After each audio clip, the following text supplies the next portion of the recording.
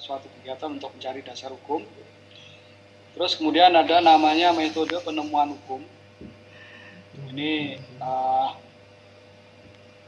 seringkali hakim biasanya yang banyak menggunakan metode penemuan hukum ini. Oke, lanjut.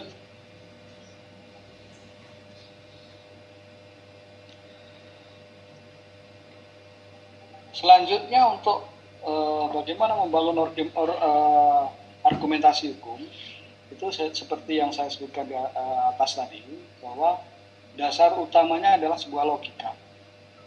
Jadi memang ini materi agak sulit memang.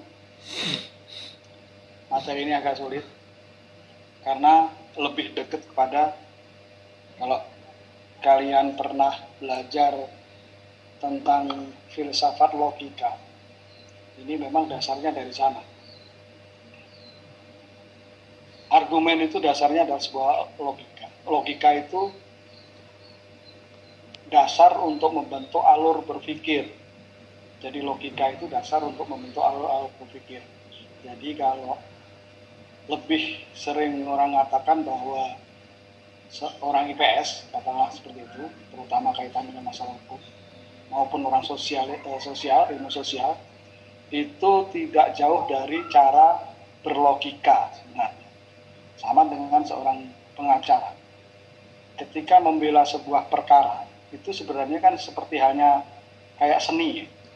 Seni orang membangun sebuah logika untuk meyakinkan argumentasi kita itu disetujui oleh orang lain. Sama seperti seorang yang debat. Kalau kalian lihat debat-debat di TV itu mereka selalu membangun logika, alur berpikir, agar alur berpikir yang dia sampaikan itu orang lain setuju dengan alur berpikir dia. Itu namanya logika, berlogika. Tapi ya sebagian yang kita sering lihat di TV, kadang-kadang yang mereka yang berlogika itu kalau tanpa dasar itu namanya pendebat kusir. Kan itu banyak itu yang di TV itu tukang debat kusir saja. Yang penting keras, yang penting membuat orang terpancing, yang seperti itu, sehingga tidak ada dasar hukumnya.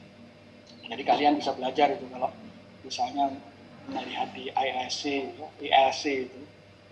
itu ada yang tukang debat, ada yang memang punya logika untuk alur berpikir yang benar. Seorang ahli hukum harus paham bagaimana membangun sebuah alur berpikir, kan itu. Bagaimana berargumentasi. Jadi argumentasi seorang ahli hukum itu harus berbeda dengan pendebat yang kusir tadi saya bilang. Oke, untuk memahami logika harus mempunyai pengertian yang jelas mengenai penalaran. Jadi karena orang sering ngomong kan, nalar, ya ini masuk nalar, ini tidak. Maksudnya ketika nalar itu ada dasar hukum yang bisa diterima, itu namanya bisa masuk nalar. Tapi kalau tidak, itu tidak masuk nalar, kan gitu. Terus kemudian penalaran adalah sebuah bentuk pemikiran sederhana atau konsep, terus pernyataan, preposisi ya, atau statement, dan penalaran atau alasan. Jadi membangun logika itu harus ada alasan yang ketiganya saling mempengaruhi. Jadi ada tiga, ada namanya pemikiran sederhana. Pemikiran sederhana membentuk sebuah statement. Jadi orang berpikir sederhana dulu, baru dia membangun sebuah statement, dan kemudian statement itu harus ada alasan. Seorang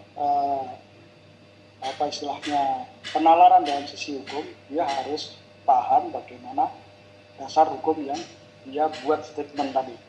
Statement tanpa ada dasar hukum tentunya sesat, kan gitu.